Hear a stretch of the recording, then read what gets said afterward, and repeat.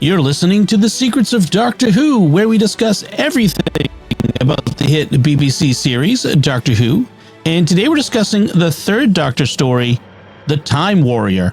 I'm Dom Bettinelli, and joining me today is Jimmy Akin. Hey, Jimmy. Howdy, Dom. Folks, be sure to follow The Secrets of Doctor Who in Apple Podcasts, Spotify, TuneIn, your favorite podcast app, or at the StarQuest YouTube channel, youtube.com/StarQuestMedia, where you should make sure to hit the bell to get notifications after you subscribe, of course. And I want to tell you about another show on the StarQuest network I'm sure you'll enjoy called Prey Station Portable, which you can find wherever fine podcasts are found, or at sqpn.com/PSP. And so we're talking about the Time Warrior. And Jimmy, could you give us a recap of what happens in this story? This week, the third Doctor gets a new companion. Our story starts in the Middle Ages, where a Sontaran warrior named Lynx lands and makes a deal with the local robber baron, Irongron. He'll give Irongron weapons if Irongron lets him repair his ship. But Irongron doesn't have what he needs to do this, so he starts stealing scientists and equipment from the future. Meanwhile, back in the 1970s or 1980s, the Brigadier quarantines the scientists and has the Doctor try to figure out why they keep disappearing. Into this scene barges intrepid reporter Sarah Jane Smith, who is pretending to be her virologist Aunt Lavinia. Soon, the Doctor traces the destination of the stolen scientists back to the Middle Ages, and Sarah Jane Smith accidentally stows away aboard the TARDIS when he goes there to investigate. The Doctor offers to help Lynx fix his ship if he'll just stop interfering with Earth history by introducing advanced weapons, but Lynx doesn't care about Earth history. Sarah Jane initially thinks the Doctor is helping Lynx steal the scientists, but she's eventually set straight, and she helps the Doctor, a local lord, and a non-hypnotized scientist take down Lynx and Irongron. Lynx himself kills Irongron, and just before his ship takes off, a medieval named Hal the Archer kills Lynx, who dies at the controls of his ship.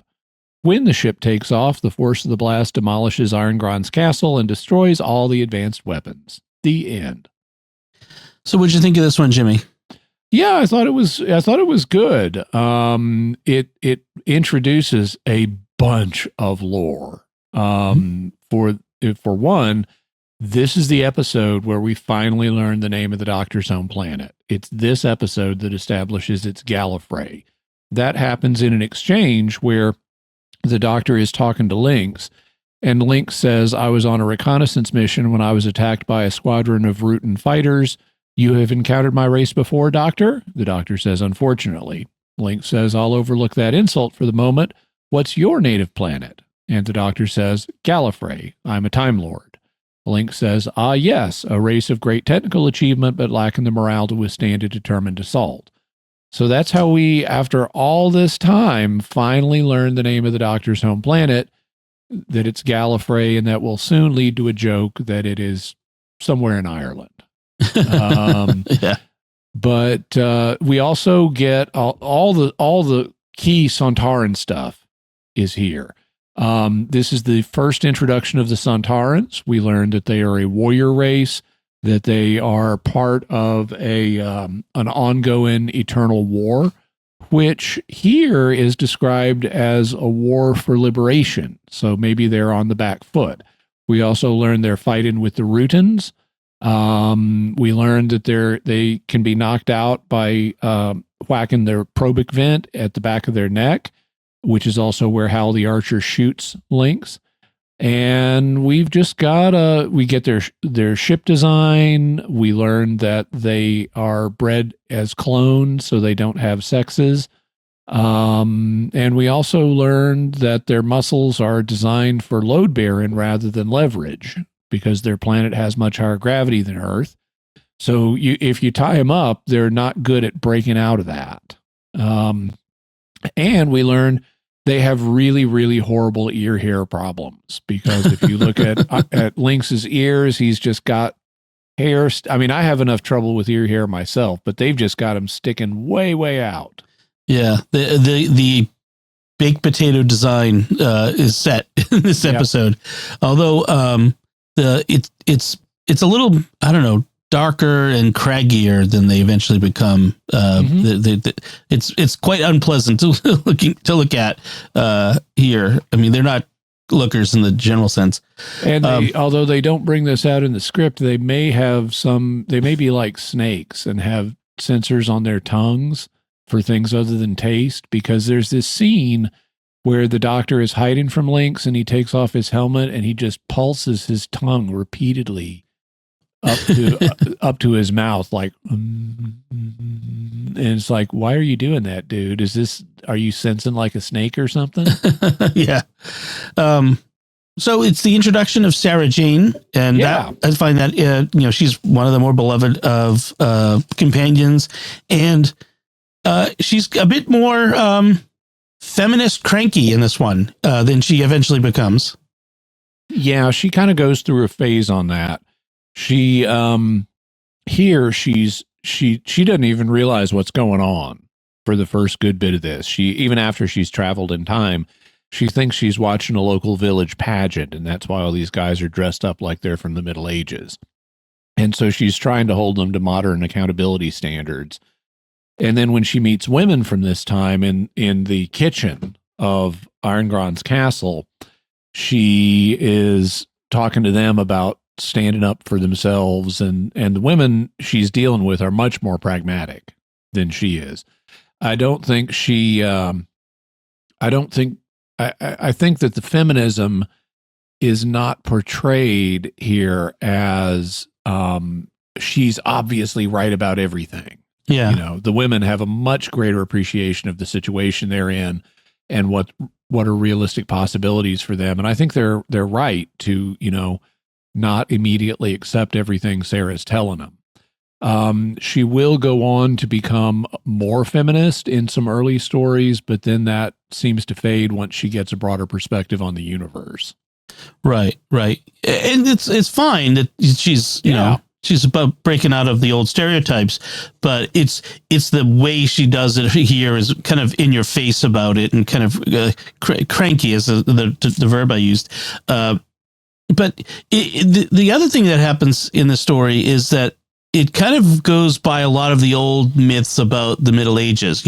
People lived in squalor, they were dirty, and or at least Irongron's folk are pretty dirty and whatnot. And some of the old, they were very superstitious, and they were very, easy. It's just a lot of the old, chronological snobbery, I like to call it, where, those primitives from the past versus us enlightened moderns, where the people of the past were not quite they weren't primitive. They just had different technology and different, ways of seeing the world. So it's fairly typical of the era. Yeah. Not to say that they didn't have extensive body odor, but yeah, it's just different, so. Mm-hmm. Robert Holmes was the writer of this one. Yes. And apparently when he was told to write this, he was told it had to be set in a castle. I'm not sure why the script editor decided it had to be set in a castle. But Holmes, according to the TARDIS Wiki, didn't like pure historicals, unlike myself. He thought they were boring and a relic of the old educational mission of Doctor Who. And so he said, I'll do it if I can make it a science fiction setting and there were no historical people, no people from history in it. And that's the real key, I think, is he doesn't have to cram any historical figures into it, so he can just tell a story without being constrained in that way. And he wanted a strong science fiction element. They had historicals, where there was a science fiction element, but this is a really strong science fiction element. Yeah. And we get stories like this again, including in New Who, where, we have an alien lands somewhere in the past, medieval England, almost always, and, interferes. Was it an 11th Doctor story where it was, or 10th? I forget what it was. There's a 12th Doctor story. The one that reminds me most of this is the one where they introduce me. Yeah. Because you have a similar time period, you have a similar strong science fiction element. It's just nowhere near as good as this. Yeah, that was the Viking one. Yeah. There was another one where there was a castle, and was it the Robin Hood one? Yeah, it was the one with Robot of Sherwood. Yeah, the 12th Doctor and Claro in that one. Another one that I think was not good at all. This is head and shoulders above those to my mind. Yeah, yeah. Well, and because you have several layers of story in this, there was at one point I was saying to myself, well, why would Lynx be grabbing 20th century scientists? That doesn't make any sense, except you have to involve the Doctor and UNIT, because he needs scientists who can do the advanced technology that he needs, and clearly 20th century is not there. But they explain it in a bit of dialogue, which is his energy reserves were so low that they could only reach so far into the future, which is interesting. Also, the fact that Sontarans have time technology sets us up for the fourth Doctor story where they invade Gallifrey. Mm-hmm. We get to see, do the Gallifreyans have the will to withstand a sustained attack? And the answer is no. Right. Yeah. They apparently get a little more backbone later on for the Time War, but yeah, in that one they don't. Iron Gron is interesting because the story here is that the king has taken, everybody's soldiers, all the local lords' levies to fight. Was it the Crusades or just a war? I forget what it was. They just say the wars, but they don't tell us which set of wars, just that they're interminable. So that could be the Crusades. It could be War of the Roses. It could be any number of things. Yeah, that way they don't have to set it in a particular year or time period, I guess. Yeah, although the Doctor does say early Middle Ages, so that would tend to favor the Crusades. Right. TARDIS Wiki says 13th century, so yeah, I'm not sure why that's not early Middle Ages. That's late. That's based on fan estimates. Okay. Incidentally, one thing about this that I like is it is a historical, but it is not a romantic historical. So it's very straightforward. Yeah. About the time period. It's not like in Robot of Sherwood, we're meeting Robin Hood, and that puts a romantic tinge over it. Or, we're meeting Shakespeare, and that puts a romantic tinge over it. Or, we're meeting Charles Dickens, and that puts a romantic tinge over it. Even the me thing is romantic in its approach by contrast. And this is just straightforward. Iron Gron just is a robber baron. And that's for Americans, that's an actual term that meant something in the Middle Ages. It's applied to medieval figures by historians. Here in America, we're familiar with the 19th century American robber barons who were like rich capitalists that had a reputation for exploiting things. But that's just a later application of the term. The term robber baron originally meant a baron in the Middle Ages who was a robber and would, extort money from people and stuff like that. And that's what Iron Gron is. Yeah, he took over, basically, he captured a castle from whoever it belonged to before him and cast him out. It made me think, though, like when the king returns, doesn't he come and clean out the usurper or not? It's kind of an interesting question. I don't know how the robber barons worked in the feudal era. It would depend on a whole bunch of factors, and I would guess Iron Gron has calculated he can play things his way. I figure he figures that if he captures enough of the other local fiefdoms, he can acquire enough power to keep them. Yeah. He doesn't seem to be have that much foresight, I guess. No, at least the way he's played. And his second in command, a guy named Bloodaxe, and these names are a little over the top for me. But, yeah. But Bloodaxe is he just thinks Iron Gron is the coolest guy ever. Yes. Low bar there, Bloodaxe. You need to aim a little higher in your role models. Yeah. Let's go back a little bit to, or forward in time, to the frame narrative for why the Doctor ends up where he does. So there's apparently this facility in England in the 20th century where there's some secret research going on, and there's been a number of disappearances due to Lynx grabbing scientists from the future. And so UNIT shows And equipment, right? And so unit shows up to investigate. They bring along the doctor. They're going to make all the scientists stay on location.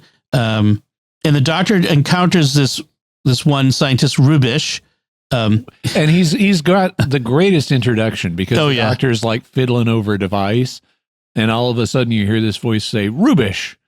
And it's like, did he just rubbish the doctor's device that he's working on? It's like, hi, I'm Dr. Rubish. And then, the Rubish is complaining about the conditions and is, we've been cooped up here. I haven't seen my wife and family for 3 days. The doctor says, oh, I'm sorry to hear that. Oh, well, it just shows there's always a silver lining. Yeah. It's kind of, and he's sort of starts classically as just a classical absent-minded, socially awkward scientist. But when he gets, taken back in time, and he's also blind as a bat without his glasses, also, a typical trope for scientists. He gets sucked back in time, but he's actually pretty darn capable. He remains out of sight of Lynx while he's there, and he fashions himself a lens to see through, with the probably close to his prescription. He makes his own monocle, in essence. Yeah, and he eventually is the one who saves the other scientists and gets them back. With the doctor has him help get them back to our time. So Rubish actually turns out to be quite capable in the end. It's not just comedic like he seemed to be in the beginning. He's also the motivator for what gets Sarah. So like Tegan and like Dodo, she's another accidental companion. Yeah. Because she's looking after Rubish has disappeared. She's looking for him, and she goes into the TARDIS to look for him. And that's what leads to Sarah's time travel. Right. And I found like her showing up, her origin is a bit stretch. The idea that, my aunt, who's a famous virologist, is off in America on a lecture tour, but she got invited, so I decided to pretend to be her and sneak into this top secret facility. I'm like, if it's that easy to sneak in, you've got more problems than just scientists being sucked back into the past. Yeah. Yeah, that was a little hard to believe. I do like how quickly she's exposed, though, because the doctor meets her as Lavinia Smith, and he says, oh, I read your paper on, this thing about viruses. I thought it was very well done. And she's like, oh, thank you. And he's like, I thought it was especially well done for the fact that you must have written it when you were 5 years old. Yes, because it was written, so long ago. But it's just it was funny because the contrast, how easy it was for Sarah Jane to get in, because they established early on that they almost didn't let the Brigadier in, right? So that was fine. But I do like we kind of clear that obstacle with Sarah Jane right away. Yeah. The previous companion, Joe Grant, was an escapologist. So I guess Sarah Jane is an infiltrologist. Yes. And she's that trope of the plucky journalist who's out to get her story and, that sort of thing. I mean, it's a common character type in these sorts of stories. So she's very, very, I'm a journalist, so I'm after the truth sort of thing. So would that we had more of those. We've had enough for a while, I think. I'd like to see just some straight reporting instead of constant agenda-driven press. That's true. But well, I was thinking more of digging for the actual truth. That we can always use more of. Yeah. By the way, I wanted to mention I like when Lynx lands in the Middle Ages and he comes out of his orb ship, that becomes part of their standard technological design for the race. Mm-hmm. But when he comes out, he puts this little device down, and it's a flag planting device. And he plants a double Sontaran flag and claims the Earth in the name of their glorious empire. Right. At first, I thought he was landing there intentionally, but he was crash landing, basically, from a battle. But don't waste any opportunity to claim some more territory for the empire. Mm-hmm. I also meant to mention there's a nice bit, and this is before all the feminism stuff starts happening with Sarah Jane, which is really confined to the past. Yeah. But when the doctor realizes that Sarah Jane is not who she claims to be, and actually Rubish thinks she's a spy and they ought to report her, and the doctor kind of puts him off that. Yeah. But when the doctor is talking to Sarah Jane and it's like, are you going to expose me? And he's like, no, it's fine for you to be here. And, I mean, after all, we need someone to make the coffee. And that could have gone really badly in terms of how it aged. But then the doctor gets up when Sarah Jane is like, there's no way I'm making coffee for you. The doctor gets up and starts to leave the room, and she says, where are you going? And he says, I'm going to make my own cup of coffee. Yeah. Well, if you're not going to make it, I have to go make it. Yeah. So he just rolls with it. He doesn't care who makes the coffee. He just wants some coffee. Right. I mean, and I think the implication was, well, you're not a scientist, so you can't actually do any science stuff. So you may as well be the one who makes the coffee. This isn't a comment on her as a woman. It's a comment on her as she's not able to do the kind of work that's done in this facility by the professionals. That's right.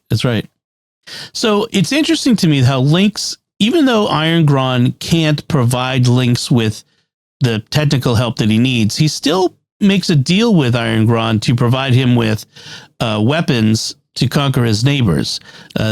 Seemingly for his own amusement. I mean, partially it's to let him have space in the castle so he can repair his ship.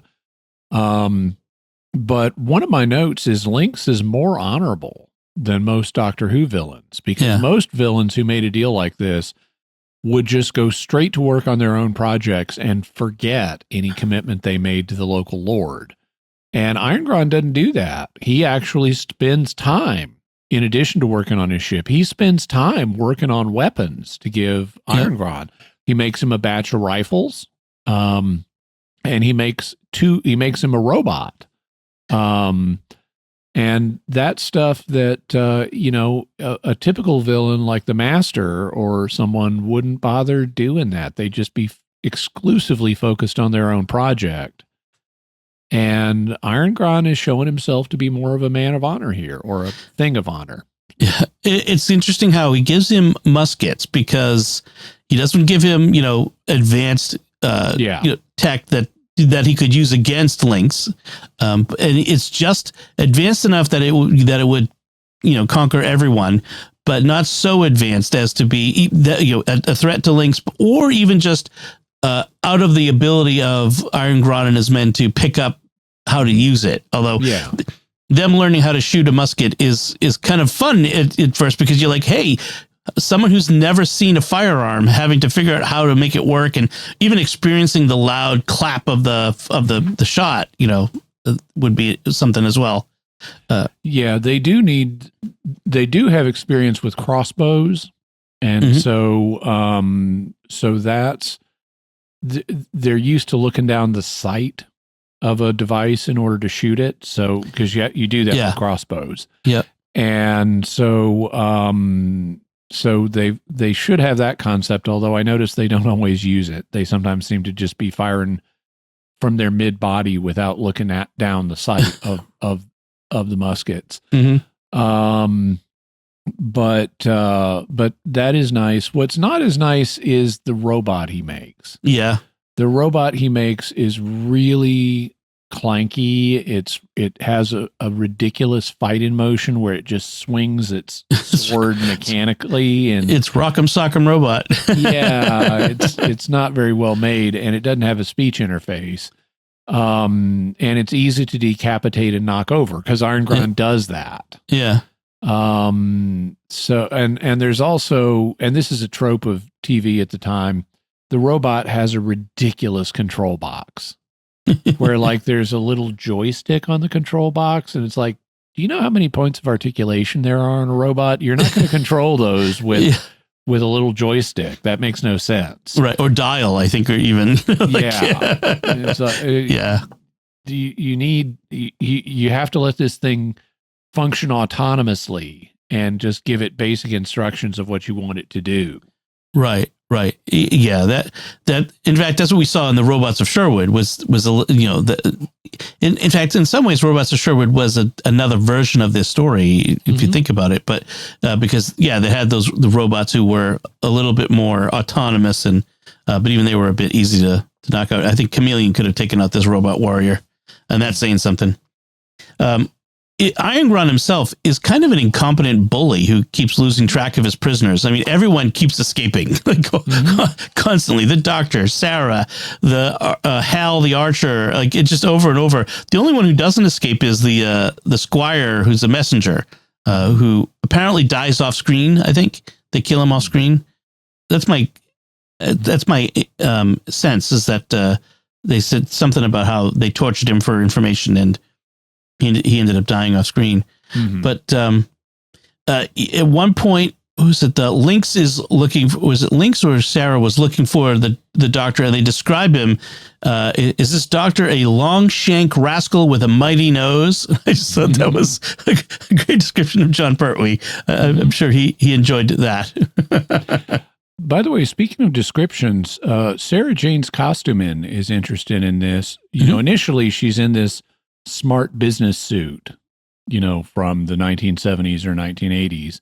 And then once she's in the past, she changed. And initially she thinks she's still in the present. But once she realizes she's in the past, she changes into male attire for the period as like a page boy or something. And then she changes again into women's clothing that's kind of ladylike, but not as opulent as it could be. Right. And that's actually part of a scheme the doctor has put her up to, because he wants her to get into the kitchen and drug the food so that Irongron and his knights will be incapacitated. She's going to put like a sleeping drug in the food. And so she needs to look feminine now so she can infiltrate the kitchen. And she goes into the kitchen and starts stealing food, which she doesn't really need, but she's just stealing it to set up a story. And then the head of the scullery catches her, and she tells her this sob story about, I've had neither meat nor bread for a month, and I'm starving and stuff like that. And the head, the cook, looks at her and says, well, you know, you're obviously not from our social class because of how she's dressed and how clean she is and stuff. And she looks at her hands and says, yeah, you haven't done a lot of work in a while either. So she lets her stay on the condition, and she says she'll give her food on the condition that she does work. And it's at this point that Sarah starts in on the feminist stuff with you know, why don't you stand up to the men and stuff. And the cook is like, men are children, and they love their brawling, and they love their loud, you know, play and their fights and stuff. And the world's never going to change. And Sarah gets frustrated, and she says, "Oh, you're living in the Middle Ages." And then she realizes what she said. It's like, yeah, duh, they are living in the Middle Ages. Yeah, that is funny. At one point, the doctor tells Sarah that he never lies, or hardly ever. Yes, which is kind of funny, considering that in the future, you know, it's the doctor always lies. Yeah. It's also a nice hearkening to the HMS Pinafore. Oh, right. Yeah.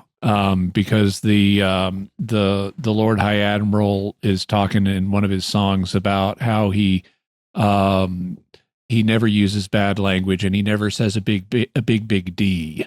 And the chorus says, "What never? No, never. What never? Hardly ever." Right, hardly ever. There's a big difference between never and hardly ever.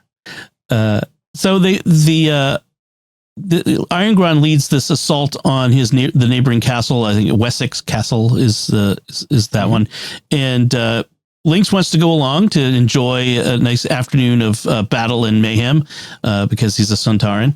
And it's just this comical assault with dummies and smoke bombs, and in fact, the doctor stink smoke bombs, stinks, right, and flashbang.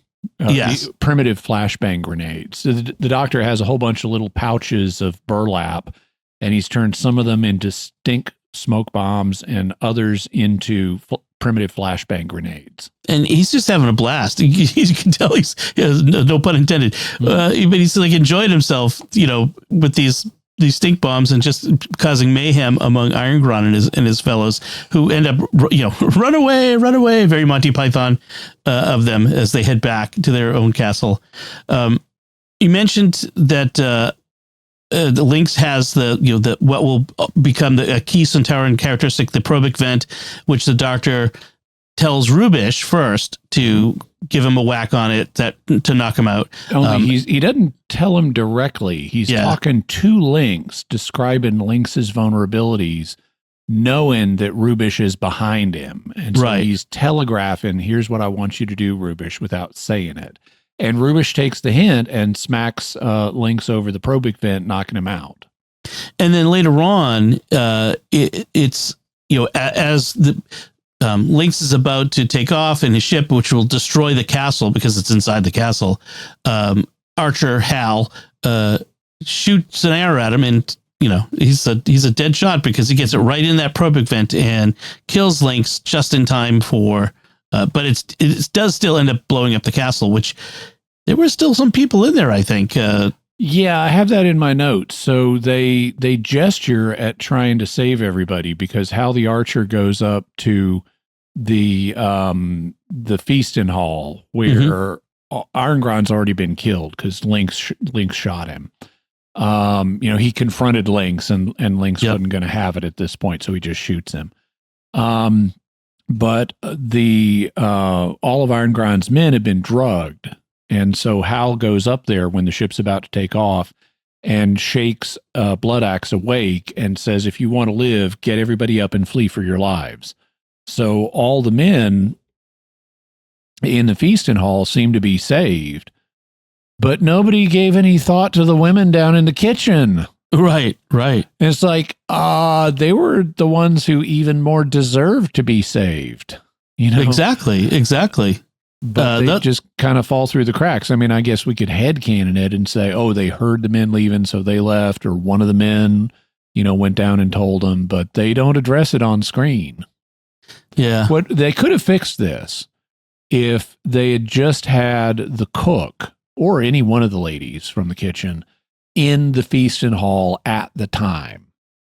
It's like if she came up to see if they wanted any more food, and it's at that moment that that they wouldn't even have had to add any dialogue. Just one of them comes to the door. Hal shakes Blood Axe awake and says, if you and your men want to live, get out of here and flee for your lives. And then we see the woman quickly head out of the door again. Right. Yeah, that wouldn't have taken much. One of the fun parts, a little moment, was when the Doctor and Sarah are leaving the castle. They come to the gate, which is guarded, and they kind of walk nonchalantly toward the guards. And then as they get there, the Doctor motions to them to come closer, and then standing between them, it's like he's going to show them a magic trick. It shows his hands, palms up, palm down, and then a fist, and then does this Venusian Aikido and knocks them out. I thought it was comical at the time. I thought that was a funny moment. But there was also I think a bit of a plot hole, I think, which is the Doctor decides to send all the scientists back to the 20th century using the same cosmic projector that Lynx used to bring them back. Why didn't he just put him in the TARDIS? I just never understood, why not get him out of the castle instead of laboriously trying to sneak them out one by one in the cosmic projector, while waiting for Lynx to come back and discover them. Sneak him out of the castle and take him back in the TARDIS. I didn't understand why he didn't just do that, except for plot reasons. Well, it may also be that he's dealing with, he knows where the TARDIS is out in the woods. Mm-hmm. But he can't really trust anyone else to know where it is because none of the other scientists came here. The only other person who's seen the TARDIS is Sarah Jane, and she only saw it briefly and primarily from the inside. She probably didn't memorize where it is in the woods. Right. Everyone remember where we parked. Yeah. Any other notes on this one, Jimmy? Well, so let's see. There is a scene where all these scientists, except for Rubish, who doesn't have his glasses, and so he allegedly can't be hypnotized because he can't see the thing that's supposed to hypnotize him properly. So he still has free agency, but all the other scientists have been hypnotized, and they're doing their work. They still have knowledge. They still have their 20th century knowledge. They're just employing it to try to rebuild Lynx's spaceship. But he's been working them too hard, and they're starting to collapse. And at one point, Rubish is showing the Doctor a couple of scientists who've collapsed. One of them, by the way, is wearing his pajamas and his bedroom slippers. Yeah, he got abducted at night, I guess. But he's showing him one of these scientists and say he's suffering from near starvation. And it's like, okay, I might have bought that at one time, but after practicing intermittent fasting, unless he's been here months, no, he's not. Yeah, right. You can survive just fine without food for lengthy periods of time, unless you are already on the verge of starvation. And none of these scientists were already on the verge of starvation. Right. So I thought that was not accurate. Mm-hmm. There's also a scene where the Doctor gets dressed up as the robot. He's pretended to be the Mark II robot. And he goes up and Irongron wants a test of this new robot. So he wants him to fight him.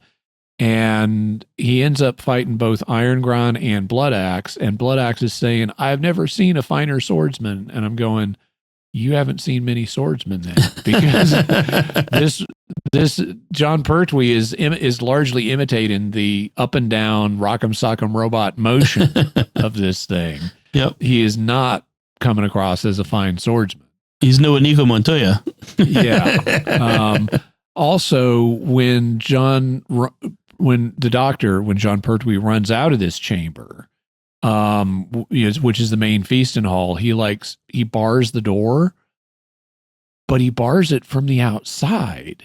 It's like, why would any castle have a door bar on the outside of the? Who are you? You've designed your castle to trap people in your feasting hall. Really? What kind of dinner party is that for? No kidding. Let's see. Irongron also at various points is yelling about trickery and sorcery after he's been drugged. Mm-hmm. And that actually is believable, because sorcery originally included medical like the Greek word pharmakeia includes not only sorcery, but also medical applications like, potions and drugs and poisons. Mm. And so giving someone a sleeping drug would be considered sorcery at the time. And then I do like now at the end, after Rubish and all the scientists have gone back to the future using not a DeLorean, but Irongron's equipment. Yeah. The Doctor and Sarah Jane are left, and they take the TARDIS back, and they go up to it with Hal the Archer. And apparently, according to the TARDIS wiki, there was some consideration of making Hal a new companion, which I thought would be interesting. We could have a dynamic a little bit like Jamie and Zoe, with Sarah, not from the future exactly, but from the present, and then a guy from the past. And that could be an interesting dynamic. But they decided not to do that. And so as the TARDIS is about to take off, Hal refers to the Doctor as a magician. And we have just a nice visual bit where the Doctor says, "To tell you the truth, Hal, I'm not a magician at all." And then he gets into the TARDIS and it vanishes. And that's just nice. That is good. That is good.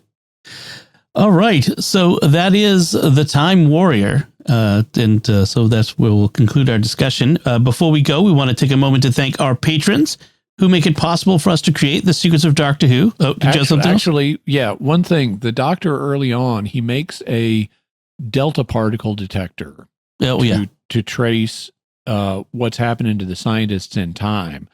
And it turns out they presumably Robert Holmes just made up that name. because delta particles were not known to physics at the time the show was written, but they are now. A delta particle is a baryon that is made up of either 3 up quarks or 3 down quarks. There you go. Your science lesson of the day. So I do want to thank our patrons, Chris N., Joseph B., Brian W., Dustin B., and Clint C. Their generous donations at sqpn.com/give make it possible for us to continue the Secrets of Doctor Who and all the shows at StarQuest. And you can join them by visiting sqpn.com/give.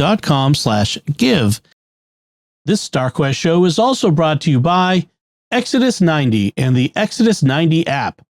Men, we are called to share the hope and joy of Jesus Christ. Our family, friends, and community desperately need us to imitate our Lord to be radically present and available. What if you intentionally live this Advent season differently, focused not on buying Christmas presents, but sharing the loving presence of Jesus Christ? We want to invite you to join us on the Exodus 90 app and break out of the religion of the world. Join the men of Exodus 90 and Monsignor James Shea, president of the University of Mary, who's our spiritual guide for Advent this year on the Exodus 90 app. Together, we will rediscover the hope that God lays out for us in the coming of his Son into the world. Go to exodus90.com/SQPN to learn more about Advent on the Exodus 90 app. That's exodus90.com/SQPN to join men from around the world this Advent starting December 1st. Be radically free in Jesus Christ this Advent. So that's it from us. What did you think of The Time Warrior? You can let us know by commenting on the show at sqpn.com, the Secrets of Doctor Who Facebook page, send an email to drwho@sqpn.com, or visit the StarQuest Discord community at sqpn.com/Discord.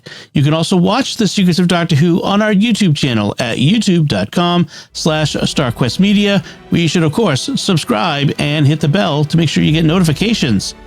We'll be back next time when we'll be discussing the 4th Doctor story, Nightmare of Eden.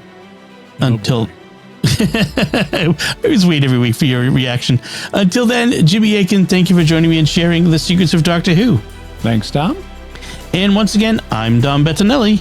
Thank you for listening to the Secrets of Doctor Who on StarQuest. And remember, are you going to sleep there, Doctor?